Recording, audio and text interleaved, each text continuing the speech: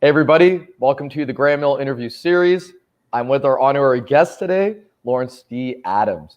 This is episode number 22, and this is about leading by example. Now, LDA is someone that I came across through YouTube, thanks to Offie Kingdom, who's a mutual friend of ours. And some of the stuff that I was hearing from LDA in particular was very interesting. It was different from like the whole red pill theory stuff that I keep hearing on the internet. I wanted to hear something that was more real life. A man who has wisdom, a man older than me, because for me, I know that guys who typically are older than me have a lot more to share about life experiences and wisdom. And of course, when I was hearing the words and the rhetoric that was coming out of LDA, I thought to myself, this man has game. He understands women. He understands life. So I followed him on Instagram. And then from that point forward, I see that this guy's posting about his family. He's talking about a little, for me, I'm getting like fatherhood vibes from him that I think to myself, like, okay, because I do want to have children in the future, LDA, right? Mm-hmm. So I want to be surrounded by men who already have it, right? Who already have children, so they can teach me, put me on some game on how to run a family effectively in this crazy world of like what guys are saying, women will do this, children are going to grow up to be like that, or whatever it is. Like, I want to go beyond the BS. I want to see through, I want to read between the lines. I want to see above, like I always bring up this example, LD, and I'll bring it back to you in just a second, or I'll give it to you in just a second. I always say, imagine you're a puppet and you're pulling yourself by the neck, lifting yourself up to see above what mainstream media or what society has conditioned us with, right? On how to run a family, how to be a good, strong, masculine father figure. So let's go to you, LDA.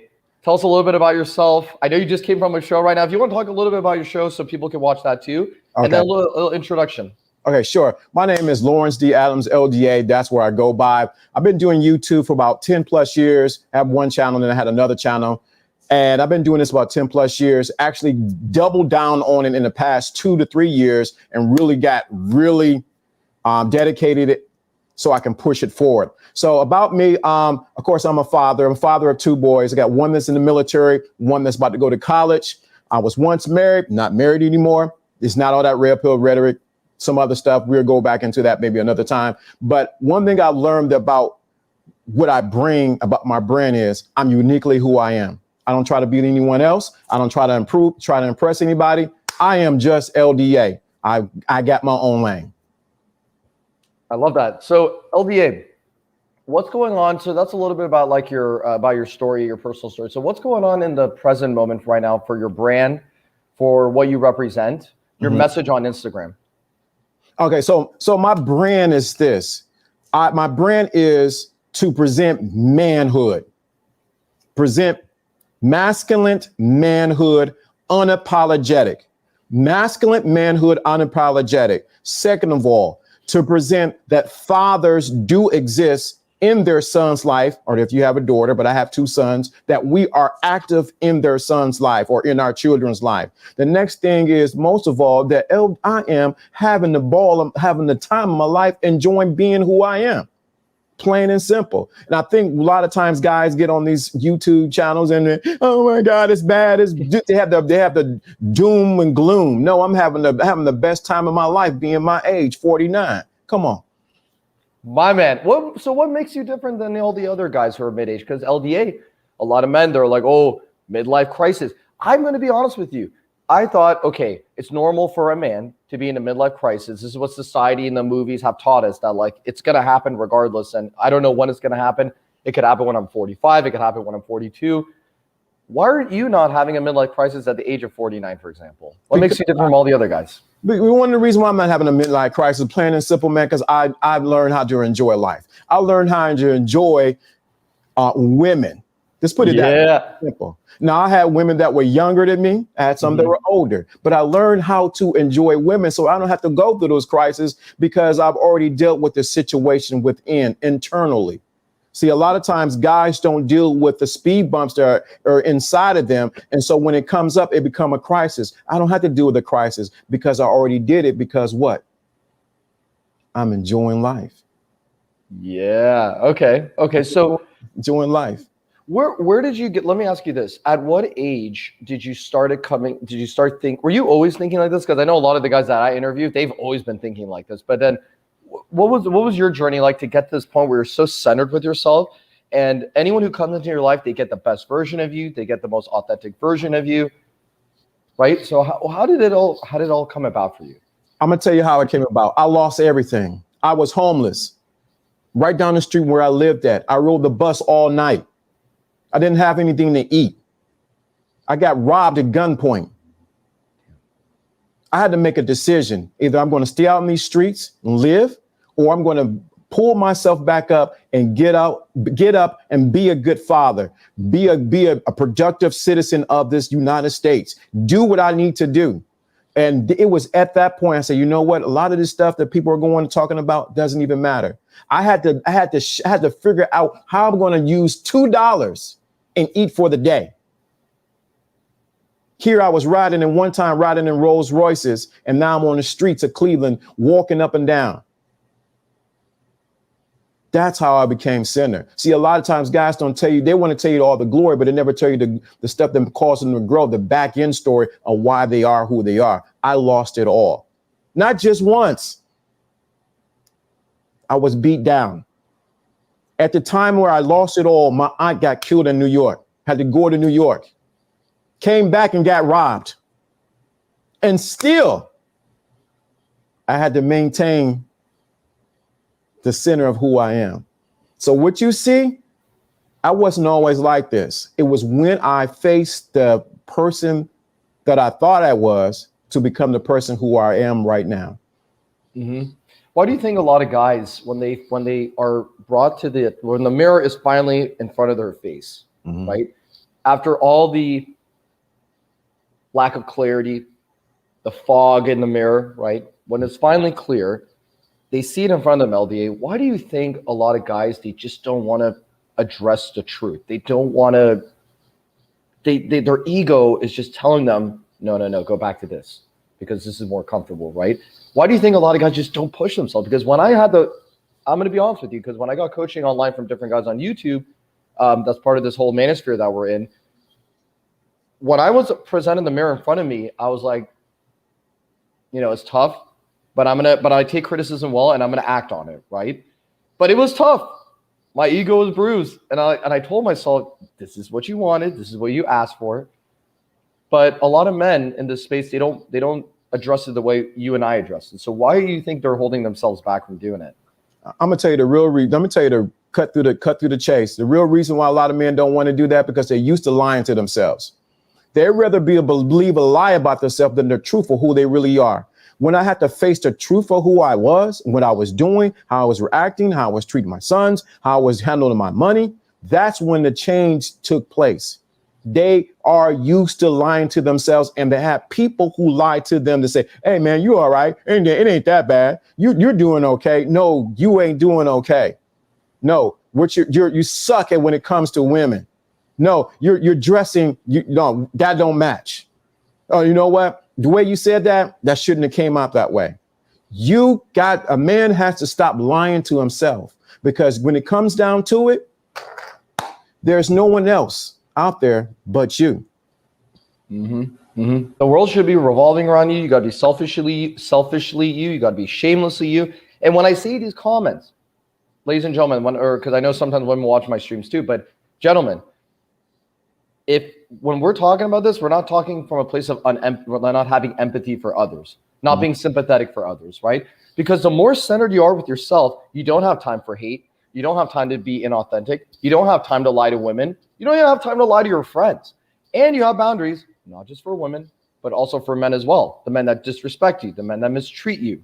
When you didn't realize that they were being passive aggressive and bullying you the whole time, now you realize, aha, I can see, right?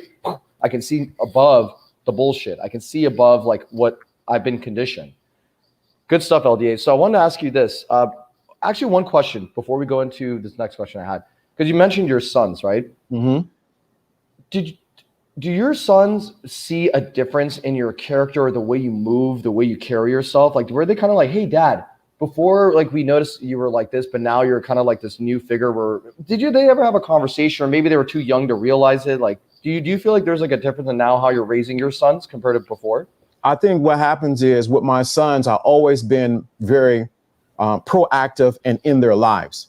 So what they're seeing is they're seeing their dad evolving. If I say I'm going to do something, I'm going to do it. So when they were young, I've been saying to my sons that you are a master. I've been saying that you're here for a purpose. I've been saying to them that it's easy to make money. If you were to get them on the phone right now, if you were to contact them right now, they can repeat that, because I've been pouring that into them since they were little boys. How little? About 7 to 6 when they were talking. Now, me and their mother weren't together at the time, but I would get on the phone. You're a master. No, you're here for a purpose. No, it's easy to make money. Now, guess what's inbred in them? Now they're going into business. One is in the military. It's easy for them to make money. They believe they are masters. Why? Because dad poured inside of them at that time. Was it always easy? No, it's not. It wasn't always easy raising those two boys. But what I did was I let them know there's one lion, and that's me. And I will bite you. And you carry my name, Adams. You should be proud to be an Adams. You come from a legacy of men who strived and did well. I had to create this story for them. And I think a lot of times we as fathers don't create the story for our sons to live. What stories are they living? You know what I mean? So yeah. Damn, fire game. Okay, so LD, what do you excuse me, what do you think is the number one characteristic trait that is lacking in the majority of men in today's age? Character defect? Man, I'm gonna keep it. I've been keeping it 100. A lot of these dudes are just weak, soft like an old pair of tennis shoes that you then wore out. Old pair of Nike Jordans that you then wore out and it's dirty. They are soft. They can't take nothing, can't take criticism, can't take nobody talk about them. They are freaking weak. If you lived in the time that I lived in and the words that were said to me, you wouldn't even make it. Most of these guys they're softer than a piece of telephone. They are softer than tissue paper to wipe your butt. I couldn't even get it out because I was thinking it so fast. They're soft. They have no. They don't have no. They're not strong. They can't take anything. I would say for myself personally. So when I was getting like major coaching in this past year, I was willing to accept the criticism that I needed to move forward, because I saw that there was this, like when it broke into this algorithm of YouTube, this code into YouTube where I met guys like you, Afi, and all these other guys. There's a sense of information that I felt like was lacking. I felt like I came across a pot of gold of information that mainstream never taught me. My dad never taught me, which by the way, my dad was present in my life. He's a strong masculine figure, individual in my life. He was good with my mother, raising our family. He provided everything I needed. So the one thing is though, like my dad's advice was not at that level where like I needed, like I felt like I got kind of capped at as far as like dating advice, right? Because I came into YouTube for dating advice. I didn't realize that when I was going to come out of it and start teaching and coaching and talking about the Grand Male brand, what I didn't realize is I was going in for my self-development, not necessarily just for dating. So now I'm more centered with myself. Now women get to see the best version of me anywhere I go. And if I mess up, that's okay, because my awareness is so solid that I'm like, I get it. I was not centered with myself. I said something that was incongruent. I said something that was a little sloppy or a little stupid. Doesn't matter. I'm already in an abundant lifestyle, so I'm not worried about anything going forward, right? So for me, I felt like there was a side of me, LD, at times where I felt like I was maybe getting a little bit too soft. Well, actually, I'll be honest with you. My character was a little bit soft. And sometimes I would call into the shows with like Lucario, Steve the Dean, and EO and all those guys. And LDA, I remember they would like, well, Steve in particular, because that's like his style. Steve called me out and said, dude, you sound like a bitch on the phone, man. You should hear the sound of your voice.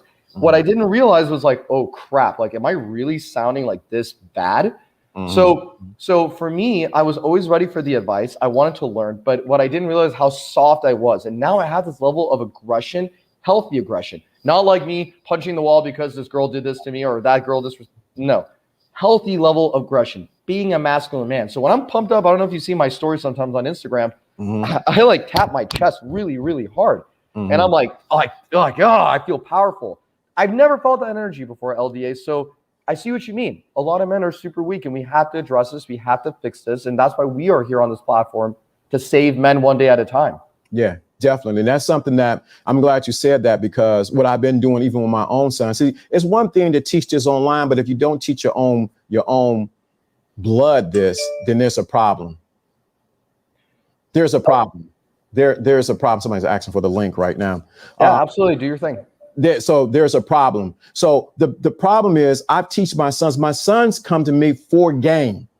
Mm-hmm. So think about it. They come to their dad to understand women. Mm-hmm. So they may listen to everybody else, but dad, we see your receipts, and we see what you're doing, and we see your success, and we also see your failures. But I think we like your success way better. So they come to dad. My youngest just came to me about 3 months ago about some young lady he wanted to talk to. I broke down some things he needed to do. He said, "Oh, I was thinking that. I'm going to do that." Mm-hmm. It worked. Same thing with my son in the military. Okay, you need to watch that. Don't do this. All right, dad, I'm going to do that. They listen. Why? Because I poured inside of them. Mm-hmm. Mm-hmm. So LDA, do you already have the link? I want to make sure. Yeah, I'm about to. I want to make sure I help you out with the person. So I'm going to put it on the back end comments. Yeah, I'm trying to paste it now. Private chat. Yeah, I have it here just in case anybody else needs it, so you can just copy and paste that. Okay. Oops. I got you. 1 second. Yep. So shout out to everybody in the chat, by the way. Like, thank you everybody who's watching this right now. I want to give just quickly while LD is getting it all settled. Everett, good to see you, brother. Really appreciate you coming in. Hope you're doing well, Mike. So Everett and I, we came from the same mentor coaching program. So good to see you, Everett. There it is. My moderator, Marcus, good to see you, man. And we got Sigma in the house, bro. Nice to meet you, Sigma. Thanks for coming in. Appreciate you coming in, brother. And we got my boy Frank, same person from I believe it's the same guy I'm referring to, but we came from the same mentor and same program as well from Modern Light Dating. So yeah, shout out to Frank K. Are we all? So I wanted to ask you this, LDA. Mm-hmm. When you actually so you brought up some examples already, but I want to kind of circle back to that. So one of the things that I was thinking about was, with this level of thinking that we have as men, it can be construed as toxic masculinity. It could be construed as like being too selfish, non-empathetic, or a certain way of how we perceive women, which, by the way, we always come from a position of like love and empathy and strength for women. We're not coming from a position of berating women, making fun of women, or anything like that. So my question to you, LDA, is this: when you teach this advice of being centered and being a masculine man, mm-hmm. does the rhetoric, I know your rhetoric is good, but when you tell your son, and let's just say your son goes to, or any of your two sons, they go to school or they're going to college and they're going to start talking about this, do they ever get like backlash from other guys or backlash from women? So my oldest son, who's in the military, I had to laugh about it. He was like, "Dad, man, I know you're teaching. What's up, Jono?" Jono's in the building. So he say, "Dad, it's funny listening to these guys in the military. They got no game." I said, "What's wrong, son?" He said, "They're so weak and they placating to women. This doesn't make any sense." He said, "I try to say something." He said, "Nope, I don't say anything. I lead by what my actions." I said, "That's how you do it, son. Let them watch and then come back to you and ask, how did you do it?" So he had this young lady that everybody wanted. My son then pulled her in the military. Why? Because he knew how to play the game successfully and win. So yeah, my son has got some pushback in my oldest son in the military. My youngest son, he's a straight lion, straight beast. He does not care. He don't care what you think anyway. He's what you don't like it. So what? Move on. He doesn't care. So it pushed back for him. That just pushed him even further. So yeah. When do you start? Because again, I really want you to come on my stream to talk about fatherhood, and this is what we're discussing right now. So, at what age would you say you can start training your son to think the way you think, so he can live a very abundant and prosperous life? Like, how does it work exactly? Is it like age? I don't know anything about like children, but like, is it age like 4 or age 5 that you start kind of giving a little bit of information here and there? Like, how does it work exactly? Like the outline. What I did was there were like preteens, because I knew they were coming into that season, preteens, and they were coming into that season where they're gonna start liking girls. So immediately what I told them, and I never forget, I took them Dunkin' Donuts and I say, Destin and Caleb, that's their name. You know, you're the prize. See, then they started to say, repeat after me, son. So I have them say their full name. Destin Lawrence Adams, Caleb Alexander Adams. I am the prize. So I have them saying back to, who are you? I am the prize. So this is preteen. So my oldest son, he said, Dad, what happens if she's been told she's the prize? I said, I didn't think about that. I say, no matter what, if she's been told that, you are still the prize. You don't chase women. And guess what? It has stuck with him. That's preteen. Now, they may not understand it completely, but I began to plant the seeds early on. I didn't wait till they were in the midst of the battle or in the midst of teenagers where their emotions going wild and girls look cute and their booty and all that. No, I did it before they enter into that. See, a lot of times people miss that. You gotta plant the seeds before the person gets into what they're to the next stage they're going into. I can't teach you about calculus until you first learn about basic mathematics. Correct. So that's how I did it. I did it but preteen. Affirmations is the foundation, you would say, like saying, hey, son, repeat after me. You are the prize. Say your full name. Okay, so you would say like affirmations would be the first way. So that way it kind of builds a foundation and wires them for success. Correct. Okay. So that's what I did. So the affirmation I use, I always use it in the past tense. I'm already the prize, not that I am the prize. I am already the prize. So what happens is it gets your mind to think, wait a minute, if he's already the prize, let me start acting like that. When you think or you say I am the prize, you're still striving to be the prize. So I always teach affirmations in the past tense. I'm already the prize. I am Destin Lawrence. Well, his name is Destin Lawrence Adams. I am already the prize. I'm already the master. I'm already here for a purpose. I love it. Yeah. I love it. Because I usually affirmations, they teach you to say like in present tense, but never thought about the past tense. Right. Because your mind doesn't know the difference between what? Present, past, or future. It only knows what you present right now. I'm already that. Perfect. And even Marcus, my moderator, Marcus, you made a very good comment. Affirmations are self-hypnotic. Right. Absolutely. And then he said also another comment saying, if you already are the prize, you'll strive for such. Absolutely. It's funny because I have a vision board in my room. And my vision board, I don't have it right now, but even though like I don't even have it in the past necessarily, it's just still sitting there. And it's a hypnotic thing. And I always look at my vision board. I'm like, damn, I achieved more than I thought I would in such a short amount of time. It kind of just drives you to getting to become successful ASAP, Right. It pushes you because you create your future. Yes, exactly. So part of like being a father is being a leader in your family, being a leader of your sons so they can look up to you and see what leadership is all about. So how would you define leadership, LDA? Leadership starts first starts in the man, but I'll say leadership starts with a man's ability to follow first. If a man don't know how to first follow, how can he be an effective leader? Then he must have a clear enough vision for someone to follow. See, I can't tell them sons follow me when I'm not going anywhere. Right. I can't tell a woman follow me and I'm saying we're just going to the corner store. No, I have to have a vision. I have to give her something for her to follow. So a man first must learn how to be a good follower first, then execute to be a person who's able to cast a good vision so that others can follow. Follow first. So it's almost like it's almost as if you had to humble yourself first to realize I need to be in the presence of men who have wisdom, guys who have gray beards. That's wisdom. Shout out to Miles Cunningham for that comment. It was a really funny comment from like a stream before, like a while back. But it's true. I mean, for me, it's funny because I was I remember like sometimes I go to social functions, I was a little intimidated to talk to like older people because I felt like I didn't know how to connect with them. But I'm so happy that I got over that ASAP, and I realized that there's middle-aged men out there, and even men that are even around my age that are just killing it and mentally ahead of me, and even guys that are younger than me. Like I associate with this one guy who came from a community, a different part of the community as well. he went like pretty viral on TikTok. 25 or 26 years old, and this guy's teaching me TikTok game. He's putting me on game, right? With the mindset of just deferring to other men so you can just hear what they have to say.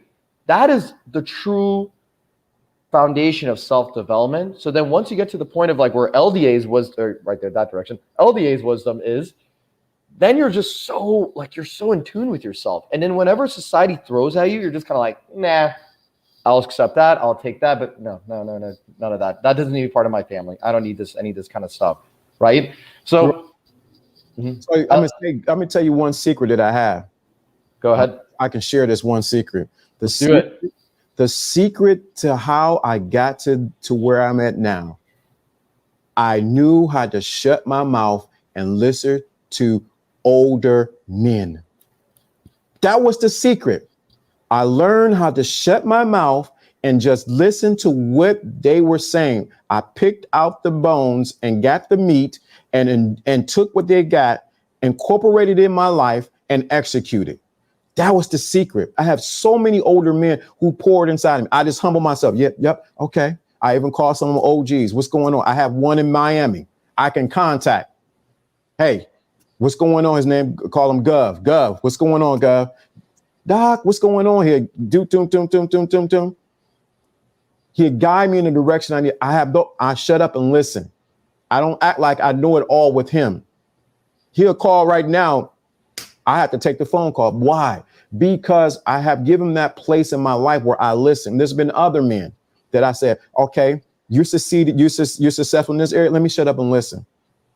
I don't act like I know it all or I'm trying to compete with them. No, not at all.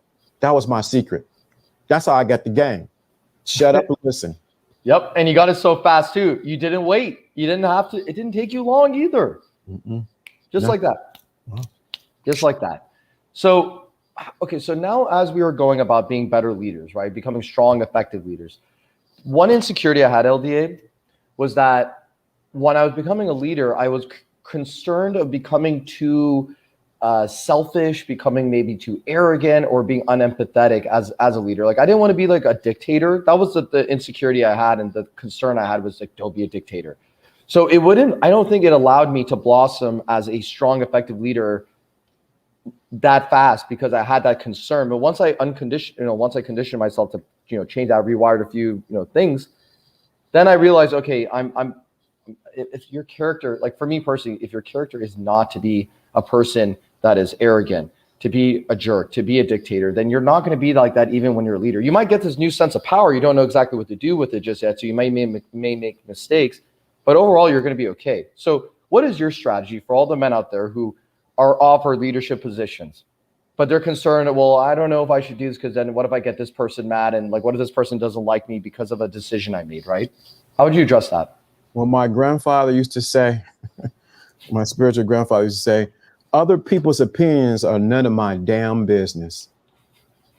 That was his words. Yep. Other people's opinion are none of my damn business. I'm like, what did he say? I thought he was the spiritual leader. What's going on? But that's what he said over the pulpit. I said, you know what? I can't fight this. So other people's opinion is none of my damn business. The other thing is, as a leader, it's so important that you realize the importance of giving. Leaders give. They empower others. They're not intimidated that someone else is what? Striving to do better. I'm not trying to hold you. I'm trying to get you to grow, because that's a reflection of what you came from. So it's never about, well, you know what? You can't leave me because I'm your leader. No, it should be, go ahead, grow. Go, grasshopper. Go, do it. Go, grow. And I think a lot of times men have a problem with that because they are not used to giving, because they think their receiving needs to come from the person that they're giving to. God damn. That was solid. That was solid. That just cracks the code right there. For anybody who's ever concerned about stepping up for leadership roles, don't be afraid. And don't care about the opinions. I see that, oh my God. That's like a little bit of a breakthrough moment for me just off the stream right now, because I'm correlating what you just said with the fear that I had. So you said, don't care about the opinion. Your grandfather, the spiritual grandfather, said, don't care about the opinion of others. It's because it's not my business, right? You know what, LDA? I care too much about the validation of others. And that's why I was scared to step up and be a leader. And I see the thing is I still actively pursue, like I became the president of my public speaking club. I'm, in a family restaurant business where I am one of the leaders of the organization. But I still had that fear that I was going to come off like, because some mistakes I made along the way that I was like, oh, geez, now I'm going to be someone who no one's going to trust me. No one's going to respect me. But again, my biggest insecurity was the fact that I was just caring too much about what others think. And that's why I couldn't be a good leader as soon as I wanted it to be. But now I'm set now. Right. That's really funny how you mentioned that. Yeah. So you don't care about what they think, but you're empathetic to hear what they feel. Mm-hmm. Yes. So there's a balance there. You don't care. I'm not saying you don't take in what their opinion is, but you're empathetic to hear and listen. The key is to listening. That's an effective leader. Most leaders, if you watch them, because I've studied leadership, I bought all the books by John Maxwell. He did on leadership. I read all those books back in the 90s. I was just digesting everything John Maxwell, leadership. One of the key things to leadership is the ability to listen. Listen. You'll find everything you need to know about how to lead that person if you shut your mouth and use the two things on the side of your head, your ears, and listen. Mm-hmm. And also, even in the famous book of How to Win Friends and Influence People, when you're asking questions, you're making it about the other person. So you can learn about them and you can become more an understanding of how to dive into this person's head and get and understand who they are as a person, right? Because imagine if you're going about, like you say, let's just say you go about in a social function and you're thinking to yourself, well, a lot of people in Los Angeles, because I live in LA, a lot of people in LA are fake, right? Fake. Okay, fine. That's your opinion that you have on the majority of Los Angeles people, right? But when you go to the social function, if you go with this mindset of okay, I want to go and I want to meet some cool people, right? Your energy and your intention is going to find those cool people, but you might have to go through a few groups of people before you find the right group of people. Or you might just get lucky. Hey, first person you met, super cool.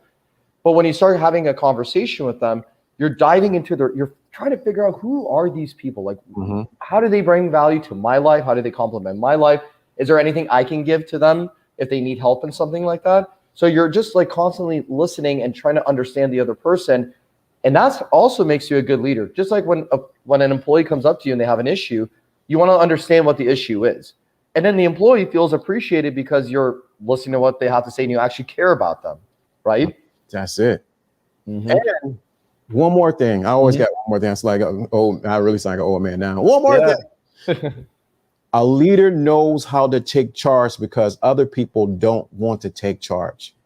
Correct. A leader takes charge. Even if he doesn't know what the next step is going to be, he takes charge and go anyway. I can tell you how many times I've taken charge at the job that I'm at and just took charge. No, this is what we're going to do. I need you to do that. Bump A, B, C, D, F, G. Get it. Guess what happens? People gravitate towards the leader who knows how to take charge and execute action. But I'm just talking. What do I know? God damn. We just see those soundboards right now. We're just fire game.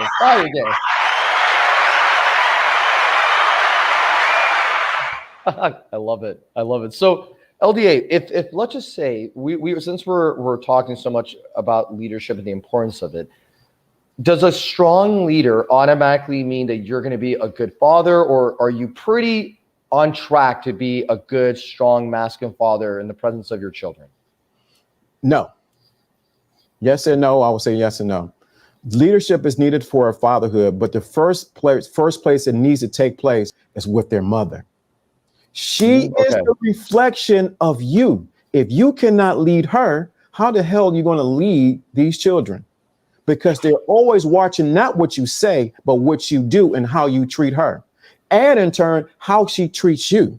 So it starts with how you as a man communicate and deal with the woman that has to bear the mother of your children. I never call my mother, the mother of my children, baby mama, because she's never that. She's the mother of my children. So when I execute that respect, guess what happens? Respect comes back to me and it trickles down to what? My two sons. See, even though we're not together, I was married, whatever the case may be, we're divorced. I made sure that me and her, we were on the same page. We may not be together, but we got 2 boys to raise. So it starts with how I treat her. I don't call her out her name. I don't demean her. I don't do that. That's what a leader does. He starts with the woman because that's who I lay with first. I lay with her, and we produce these things these people called children. See, most guys don't want to teach her, hey man, I'm the man. No, how you treating that woman? That's just real talk, man. I don't know what these guys be teaching on these YouTube, but that's talk. You know what I'm saying? I mean, oh man, the woman this and no. If you really about that game, start with that woman. And another thing, LDA, you're running game on the whole situation because there's peace, stability, good relationship with both mother and father.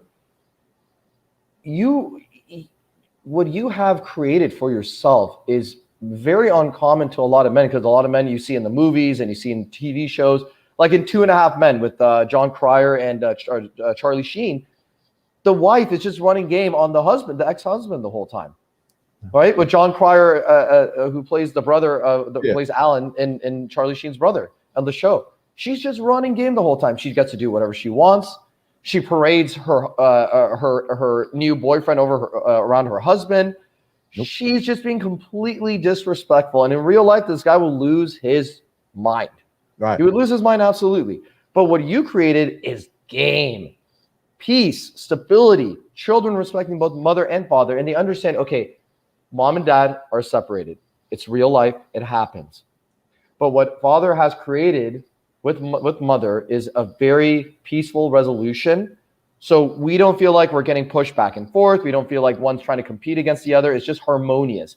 And what I prefer a harmonious relationship over blaming women, complaining about women, yelling at women, and going on these RP shows and like about women. No, at minimum, if the relationship doesn't go it ends. That's the what you created is what anybody should strive for if they're separated by their woman and they have children. That's what I did. I'm gonna tell you, man. I never forgot my father before he passed. He made me make a promise to take care of my sons. So I made sure I did that. So it was some turmoil at the beginning when we had split up, divorced and things like that. And I had moved on to other relationships and things like that. But I remember what my father promised. I remember taking the boy's mother when we went to McDonald's. And I sat her down. We got something to eat. I said, I know we've been in odds. We may not agree to everything. We live 2 different lifestyles. But I said, you know what? We have these 2 boys and we have to raise them. And I know it hasn't been easy on you. And I know it hasn't been easy for me. I'm asking you first to forgive me for anything that I did. And she did vice versa. When I set that in place, I said, we got to raise these sons. This is what we're going to do. Guess what happened? All that drama, all the other stuff broke off of her because I took the leadership and say, this is how it's going to happen. Was it always smooth at the beginning? No, because it's an adjustment, because now I'm bringing order to a place that we're not together as a married couple, but I still brought order because they have my name. And once she understood that, once the boys realized you can't play between me, your father and your mother, and that we work as a team and we're not together, it's smoothed out. But it started with me having that conversation in a McDonald's in a booth with just me and her. That's real leadership. That's what real men do. Game. I want to shout it through like all of Los Angeles right now. That was just oh my God. This is just LDA. Thank you so much for providing that clarity. Thank you so much for providing hope and showing men the real way of going about when you're separating with your woman. This is harmonious. This is peace. This is stability. This is man and woman being together. Doesn't get any better than that. And I want to, did you have another comment or? No, I just want to say the importance of it started with me. I had to deal with LDA. I knew I was a mess. I knew I was doing what I was doing. But the most important thing was my namesake, Adams. the legacy. I see there's a question. Mm-hmm. So question for LDA. If someone's family went through a bad divorce, what's the best thought process to compartmentalize that part of your life so it doesn't creep up and affect your future? The first way to do is don't got me saying it. Don't put it compartmentalize. Don't put it into a, don't do that. Yeah. What you need to do is face it head on. Look at it. Say, you know what? This is what it is. It was a bad divorce. Everything, the wheels fell off, the steering wheel jumped out, then the airbags came on. Deal with it. When you hide it inside, it's going to still stay alive, and it's going to come back and creep on your shoulder and say, hey, I'm still here. So what you do is you deal with it head on. If you need to get therapy, if you need to talk to someone, you need to deal with that, because what's never not dealt with is going to show up back again. I don't care who it is. I don't care how strong you are. I'm a good man. I don't need that. No, deal with it. I talk to people. I process. I go think. I say, let me ask this question. I go get help. The next thing is, so it doesn't creep in your future, you realize you got to, what part did you play in messing this up? Or what part did you play? Because you were there. What part did you play? And resolve that so that you can make a clean break to your future, because your future is always now. It's never in the future. It's always now. God damn, so much game on this freaking stream. And I want to say it's that for everyone who's watching, we do want to respect LDA's time, because we're going to end the show in just a moment. But I got time. Keep going. Oh, okay. Let's do it. So one thing I wanted to mention about what your comment, LDA, is that you said something very important. You were just talking about addressing any insecurity. Mm-hmm. Because here's what happened. Absolutely, Frankie. Thank you so much for your question. Very good question. When you're first born, I had this video I just published recently on Instagram, and I'm trying to spread it all around all the streams or all the platforms, is where I talk about not blaming women and just being centered with yourself, right? When you're first born as a child, when you're literally first born, you don't experience trauma, you don't experience any highs and lows, there's no achievements, there's no wins, there's no losses. It's just you experiencing life for the first time, right? So you're at the most centered with yourself, because there's nothing else to think about. You're just a child with no external variables affecting you. So then as you go about life, you deal with trauma, you deal with the highs and lows, wins and losses, and it throws you off balance, right? And as a kid, you don't know any better. As a preteen, you don't know any better, unless you have a father like LDA who's showing you the ropes. So you're more centered with yourself sooner than later, right? Right. But the point is that if you don't get the help that you need, I needed help with dating, I needed help with inner game, which was the deep in here, I had validation issues, concerned about what others think about me, caring too much about my family, because I'm Persian, Middle Easterns, we care too much about what our parents think. We're all striving for achievements and stuff like that. So I was trying to figure out, I came into YouTube with dating problems. Mm-hmm. But I came out as a person that realized that I was so conditioned to the point that I was weak. I sounded weak. I presented myself as weak, because here's the thing. This is what Steve Dedeen, Lakari, all these guys say, is that if we can see it in you that you're weak, imagine what these girls can see. And I'm like, damn, that is so true. What are your thoughts on that? Oh, that's true. If we can see it, a woman can smell your insecurity a mile away. Oh, you know what? He doesn't have confidence in himself. Yep. And what she'll do is she'll toy with you if she want to, and then throw you away in the pile of other friends, and say, he was a good guy, and she was never really turned on by you. So yeah, you really have to do the internal work. I think a lot of guys really miss out on doing the internal work of knowing first, being okay who you are, and realize I got to make adjustments. It's okay to be me. It's okay. Tap into your own style. No one can wear a hat like this. This is my style. You're going to constantly see a red hanky right here, because that's my style. That's me. You're going to always see the lion Leo on the back, because that's who I am. And a lot of times guys are not comfortable in their own skin. I told women back in the day, because I did a show prior to my show, where I talked to women. I said, the most sexiest thing a woman can do is be comfortable in her skin. And guess what happened? You know, the women came running when I said that. Oh, really? Let me show you how comfortable I am in my skin. Gabe. So one video that you came out with recently, I saw it. I'm like, I really relate to the title because I feel like a lot of guys are afraid to do this, which is I don't remember the exact title, but in other words, you're saying that men are intimidated when a woman's true sexual desires come out. Like, let's just say she has like a little inner freak in her, guy can't handle it, or guy doesn't know what to do, which is also very, I don't know, have you watched a show on Netflix called Sex Life? I heard people talking about it. You need to watch it. Yeah, I think the dating doc was talking about it. Yes, he did. And actually, he made a comment, like he said, I'll give it like 2 out of 5. I think it's rated higher because for me, I believe it's just showing what modern women are going through, that men don't know how to sexually please them. They want to be sexually pleased. And here's the thing, guys, this is important right now. Women can have respect for you, but does she sexually respect you? You got to have both. You can't just have respect because she's going to be like, oh yeah, he's just he takes care of my family. He makes good money. He's a hot shot at the bank he works for. He drives a nice car. You know, we go on vacations together. He takes care of my children when I go out and stuff. No, where in the whole dialogue that I just said that she said that he, pleases me, puts my freaking back against the wall, starts choking me and whispering in my ear, kinky shit in my ears.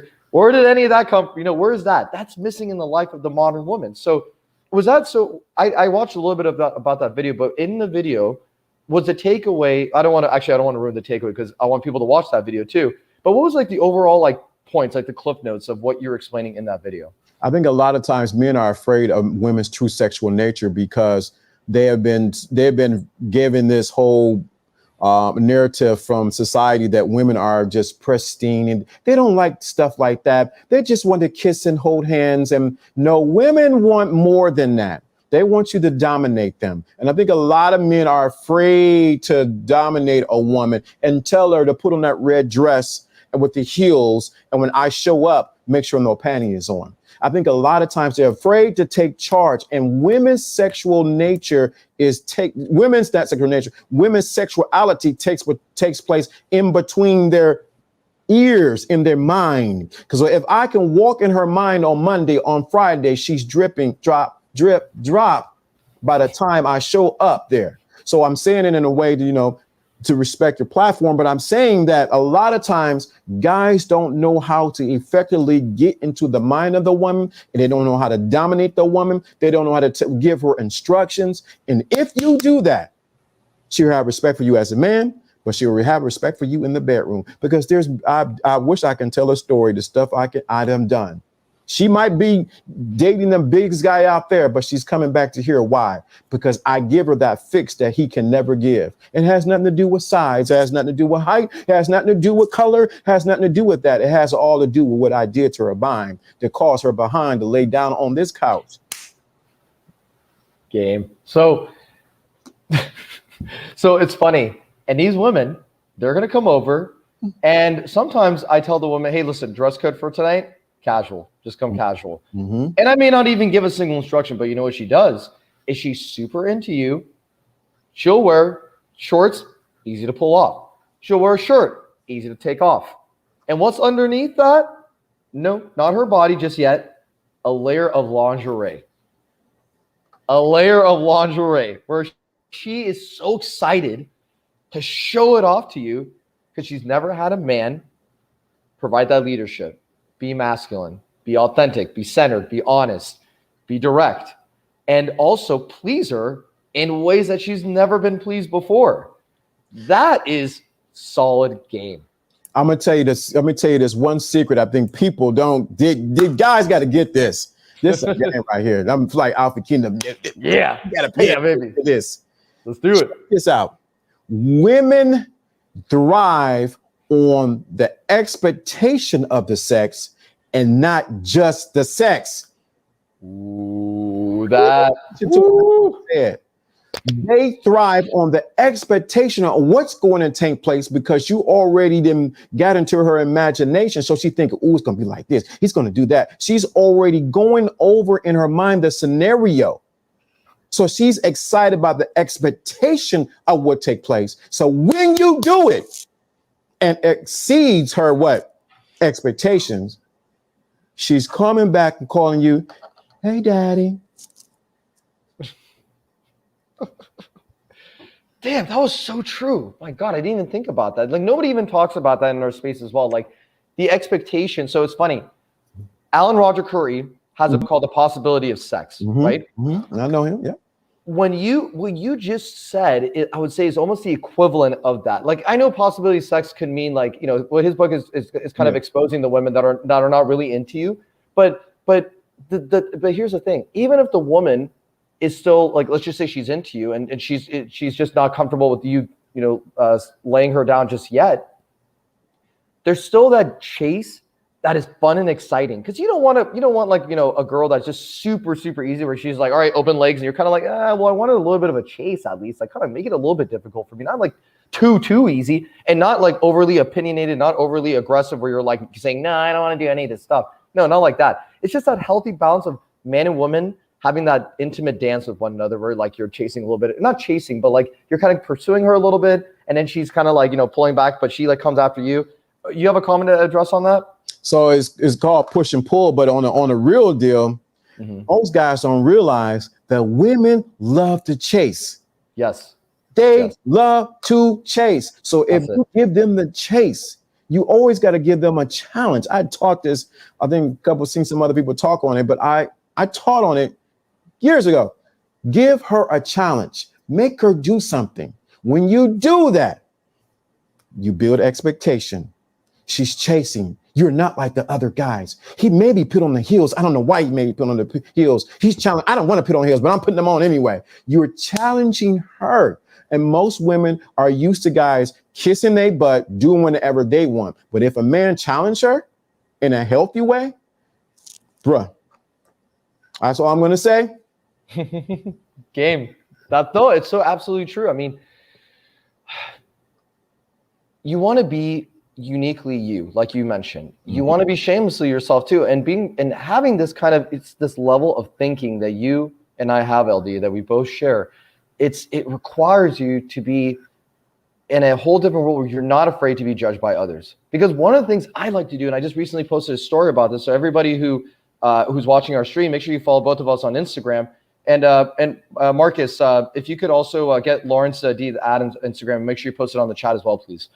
So for me, or for anybody like going forward, you got, like one of the things I like to do is in a social setting. Like I was at this bar in Santa Monica this past Saturday. One of the things that sets me apart, and and I informed on my Instagram stories, is that the women are auditory and men are visual, right? And I remember this is all, shout out to ARC for this. ARC was talking about like how whispering in a woman's ear is a powerful thing. Now, I did not know how powerful whispering in a woman's ear was. And that's really what sets you apart from all these other guys, because when you start like whispering the kinky stuff you want to do with her, and like not even kinky stuff, you can even talk about like what makes you different from another guy, or like, and you want to talk to her and be like, what makes you different from all the other women I've spoken to, right? So you kind of get her in the position where she's trying to qualify to you as well, right? And one of the things that, what ARC was saying is like when you just whisper and like a woman takes it in, like this is the most important thing you got to conquer first. Not down there, up here. This is the most important part of getting connected with the woman, because once you got this on lock, game over. Game over. That's it. And then whispering from a physical standpoint, there are so many nerve endings here. Just nerve endings here. I don't know how many, but there's a lot of nerve endings here. So there's another nerve endings and other places. Don't we think that they connect? Ding, ding, ding, ding, ding, ding. They connect. But the thing of it is, you had to be a master at creating a story and painting a picture in her mind. So what I would do back in the day is, and I'm gonna give this away one for free because it's getting close to my time. I would tell the woman, when you wake up in the morning, when you go, I want you to find the color. She said, what color do you want me to find? I want you to find the color red. When you see the red, I want you to think about me doing some things to you. And I give her instructions of things I wanted to think about. Okay, I played a little game with you. You know, you playing little games. Boys play games. Okay. I said, when you see that color, say red, I want you to think about me doing this, me doing that, and that. She said, okay. So the next day, she gets ready. And what's in her car? Something that's red. She doesn't text me at first. She drives to the stoplight. There's a red stop sign, red stop signal. She gets to work. Her friend hands her a red cup of coffee. All those things I embedded with what? The color red. So when she calls me back, she said, I don't know what you did to me, but I seen red all today. And all I was doing was thinking about what you said I was going to do. Please understand the game I just gave. I planted in her mind triggers to think about the color red and associate it with me being in bed. Mm-hmm. And one last quick comment about this. You are being a storyteller. That is what's making you different. You're putting her through like a game, and not like a game where you're misleading her. You're putting her through like, hey, you know what? I want to show you, this is how I'm different. I want you to see things this way for a little bit and then report back to me and tell me what your opinion is, pretty much, right? And what are guys doing? Like, hey, baby, when are you going to come over? Hey, baby, I think you're so cute. I'll buy you this. I'll do this for you. No. Storytelling is game. Putting a woman through like a journey, that's game. That's what it's all about, man. That's it. And we got even Sigma saying that it's all about the instructions, baby. Absolutely. Absolutely. So, guys, I want to say thank you so much for the stream. LDA went over time, by the way, so really appreciate LDA for like going over time on this. I just posted his Instagram right there, so Lawrence D. Adams, make sure you do follow him on Instagram. LDA, before we go, and go ahead and do yourself a plug, or actually, let me just quickly plug myself, and then you'll have the last word on the plugging and stuff. So follow me on Instagram as well. So it's the Grand Cam. That's my like Grand Cam channel. We also have the Grand Mail, which is my podcast channel. And we're going to finish it off with LDA as his plug. LDA, anything you want to quickly talk about as like any projects you have coming up, or, instructions, lectures, courses, whatever you have coming for you, please share with us so we can all hear about it. So yeah, my name is, as you know, this is LDA, Lawrence D. Adams. I do a show Monday through Friday, 12:30 Eastern Standard Time. Try to go to 1:30 where I talk on game. And we go into this week, we're talking about think and grow game. And we're going in about that, about the importance of your thinking to affect your growing, but it really affects your game. And we have a mirage of topics that we're talking about. And my tagline is this, is when spirituality and the game collides, you have the thinking class. So inside of my community is the thinking class. And that's where you think.